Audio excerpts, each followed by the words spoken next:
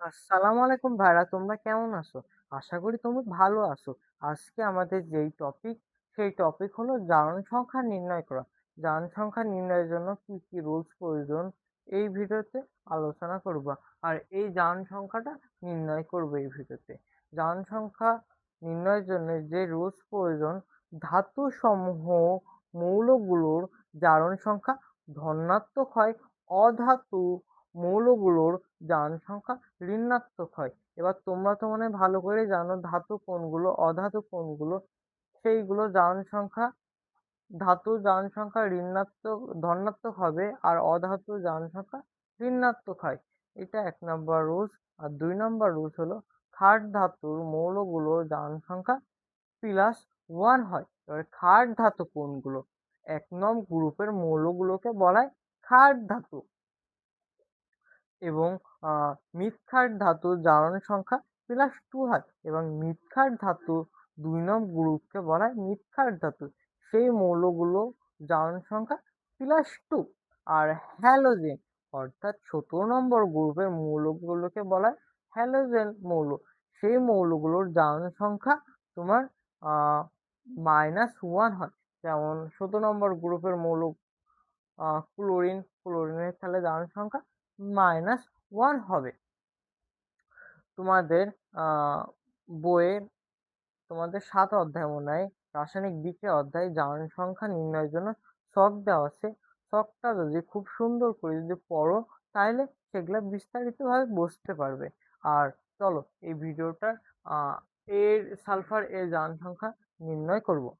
এখানে কি sulphuric acid এর সালফার এর জারণ সংখ্যা নির্ণয় করব। কোনো যৌগ বা কোনো মৌলদের জারণ সংখ্যা নির্ণয় করতে হলে আমাদের x ধরতে হবে। তাহলে আমরা এখানে বলবো ধরি। এখানে লিখতে হবে ধরি সালফার এর জারণ সংখ্যা x। এবার যে কাজটা করতে হবে এই জিনিসটা আমরা নিচে লিখব। উপরে সালফিউরিক অ্যাসিড লেখা আছে, হ্যাঁ লিখেছি। এবং তোমার হাইড্রোজেনের জারণ সংখ্যা আমাদের লাগবে। হাইড্রোজেনের জারণ সংখ্যা কত? হাইড্রোজেনের জারণ সংখ্যা হলো +1। হাইড্রোজেনের জারণ সংখ্যা আমরা যেহেতু সালফারের জারণ সংখ্যা বের করব, তাহলে আমরা যে x তো লিখছি। অক্সিজেনের জারণ সংখ্যা কত? অক্সিজেনের জারণ সংখ্যা হলো -2। এবং আমরা যে কাজটা করব, এই টোটাল যে জিনিসটা দেখছো এর টোটাল মান হলো 0। তাহলে আমরা মানগুলা বসায় ফেলি। হাইড্রোজেন +1 গুণ 2, এই যে +1 হাইড্রোজেনের জারণ সংখ্যা +1, সেহেতু আমরা এখানে +1 বসালাম। এই যে গুণ চিহ্ন দিলাম, এখানে গুণ অবস্থা আছে, এই 2 এখানে বসালাম এবং আমরা এখানে প্লাস চিহ্ন দিব। যেহেতু আমাদের সালফারের জারণ সংখ্যা ধরেছি x, সেহেতু আমরা এই x টা এখানে বসাবো। আর প্লাস তারপরে প্লাস দেব। আর অক্সিজেন জারণ সংখ্যা -2। তাহলে আমরা ব্র্যাকেট দিই -2, এই 4 আছে, তাহলে এখানে গুণ অবস্থায় এখানে জিনিসটা আসছে না। আর মোট যে টোটাল জিনিসটারই জারণ মানে মান হলো 0, তা আমরা এখানে 0 লিখছি। এবং যে কাজটা করতে হবে এখানে হিসাব কাজ। এই জিনিসটাকে যদি গুণ দিই তাহলে হবে +2 যোগ x। এই জিনিসটা যদি গুণ করি তখন হবে তোমার -8 ব্র্যাকেট দাও, এই পাশে 0। এবার নিচের লাইনে এই মাইনাস আর এই প্লাসে মাইনাস প্লাসে মাইনাস,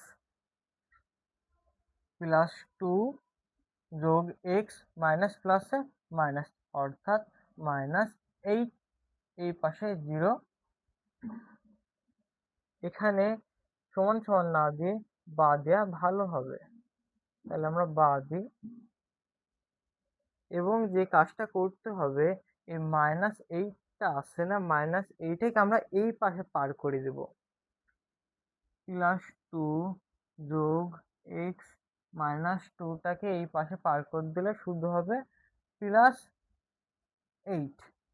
এরপরে এ টু আছে না, এই টু এই পাশে পার করে দিলে মাইনাস হয়ে যাবে, এই টুটা মাইনাস হয়ে যাবে, বা এক্স সমান সমান 8